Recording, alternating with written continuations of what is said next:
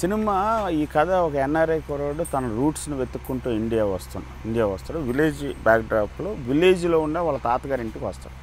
సాధారణంగా మనకు విలేజెస్ అంటేనే మాటే పాటలాగా ఉంటుంది. సో ఆ మ్యూజికల్ టోన్ అనేది మన భాషలోనే ఉంది కాబట్టి ఆటోమేటిక్గా మ్యూజికల్గానే ప్రిఫరెన్స్ వచ్చేస్తుంది దాంట్లోకి. సో దాన్ని బట్టి ప్లస్ కథ ప్రకారం సిచ్యువేషన్స్ ఫామ్ అయ్యి సిచ్యువేషన్ ప్రకారం అన్ని సిచ్యువేషన్స్ డ్యూయట్సే ఉండవు కదా. తాతగారు పాడే పాట ఉంటుంది, హీరో పాడుకునే పాట ఉంటుంది, హీరోయిన్తో పాడుకునే డ్యూయట్ ఉంటుంది. అయితే ఇలాంటి ఒక ఓణిళ్ళు పండుగ వచ్చినప్పుడు ఉండే ఒక సిచ్యువేషనల్ సాంగ్ ఉంటుంది. ఒక మోడ్రన్ అమ్మాయి ఈ విలేజ్లో పుట్టి పెరిగి సిటీలో చదువుకుంటున్న కాజల్. సో ఆ అమ్మాయి డ్రీమ్లోకి వెళ్తే కొంచెం మోడ్రన్ సిటీ కల్చర్కి అర్బన్ కల్చర్కి పబ్ కల్చర్కి అలవాటు పడింది కాబట్టి ఆ అమ్మాయి ఇమాజినేషన్ ఎలాగుంటుంది. ఇలాగ అన్ని క్యారెక్టర్స్లోంచి కథలోంచి ఉన్న సోల్లోంచి తీసుకున్నాం కాబట్టి ఆటోమేటిక్గా డిఫరెంట్ సాంగ్స్ వస్తాయి.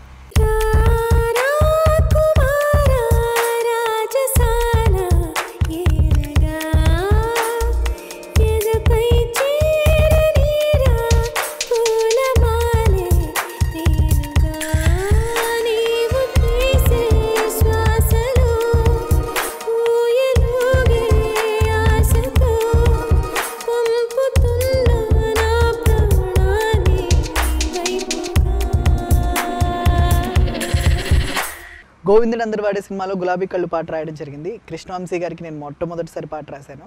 వంశీ గారు నాకు ఫస్ట్ ఒక కథ అంతా క్లియర్గా చెప్పారు. ఫస్ట్ ఆ situation, hero characterisation, hero family యొక్క వివరాలు, ఇంకా ఆ కుటుంబానికి సంబంధించిన నేపథ్యం అంతా కూడా నాకు క్షుణ్ణంగా నీట్గా చెప్పిన తర్వాత ఇందులో వచ్చే ఈ సన్నివేశం చాలా ఇంపార్టెంట్ సిచ్యువేషన్.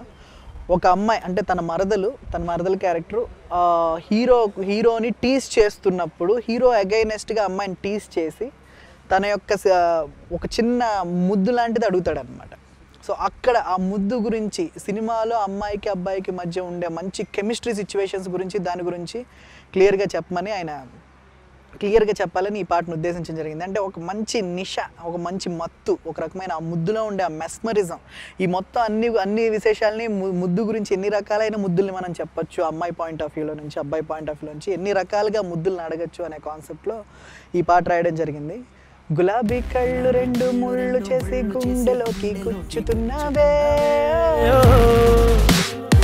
జిలేబీ ఉళ్ళు చేసినట్టు నువ్వే ఆశ పెట్టి చంపుతున్నావే, రాకాసి తేనెలే పెదాలలో పొగే చేసి ఊరించి ఉడికించి పోతావే రాక్షసి సరాసరి. ఆ విధంగా ఇందులో గులాబీ కళ్ళు అని ఎంచుకోవడానికి గల ప్రధాన కారణం ఏంటంటే ఒక ఆడపిల్ల ఐస్ అనేవి ఎప్పుడు కూడా మనకి గులాబీ లాంటివి ఎలా గుచ్చుకుంటే అంటే ఆ చూపు గుండెల్లో కలుక్కుమని గుచ్చుకుంటుంది అనమాట. అంత హస్కీనెస్, అంత రొమాంటిక్నెస్, అంత మంచి భావుకతని దాన్ని ఎక్స్ప్రెస్ చేయడానికి గల కారణం కూడా అదే ఆ సిచ్యువేషన్. అందులో కాజల్ గారు చాలా అందంగా ఉంటారు.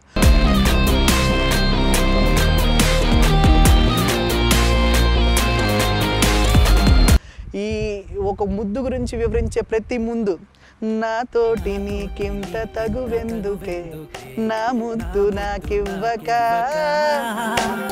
అసలింత నీకింత పొగరెందుకే, విసరంతా ముద్దివ్వక, నా పైన కోపమే చల్లాచుకో ముద్దుతో వేడిగా. ముద్దు గురించి గొడవ పడడం అనేది కూడా ఒక రకమైన పోట్లాట్లో మంచి శృంగారం అండి అది. అంటే అందులో మరదల దగ్గర అడగడం అనేది ఎప్పుడు కూడా ఒక బావకి ఒక రకమైన టెంపర్నెస్, ఒక చిన్న టీజింగ్నెస్, ఒక చిన్న హస్కీనెస్, దానిలో ఎప్పుడు ఏదో తెలియని ఫీలింగ్ దాగుంటుంది అనమాట. ఆ ఫీలింగ్ తీసుకురావడానికి ఈ పాటలో ట్రై చేయడం జరిగింది.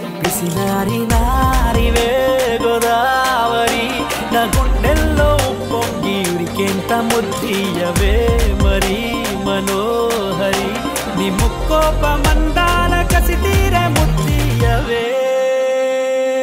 కుటుంబ విలువలు ఉన్న సినిమాలోనంటే ఎక్కువ కృష్ణవంశీ గారి సినిమాలో అవి ఎక్కువ కనిపిస్తుంటాయి. అలాగే ఈ గోవిందుడు అందరివాడేలో పుష్కలంగా ఉన్నాయన్నమాట. మొత్తం ఎంటైర్ ఫ్యామిలీ, బామ్మగారి దగ్గర నుంచి 6 ఏళ్ల బాలుడి దగ్గర నుంచి 60 ఏళ్ల ముసలి వాళ్ళ దాకా అందరూ కలిసి వచ్చి కూర్చొని చూడగలిగే సినిమా అవుతుంది గోవిందుడు అందరివాడేలో cinema.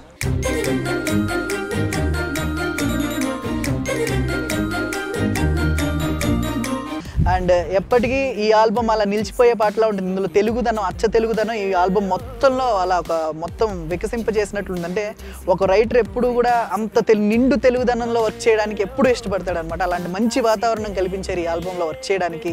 I'm so thankful to Krishna Vamsi garu for this very good opportunity and very good situation created. Thanks ఎలా.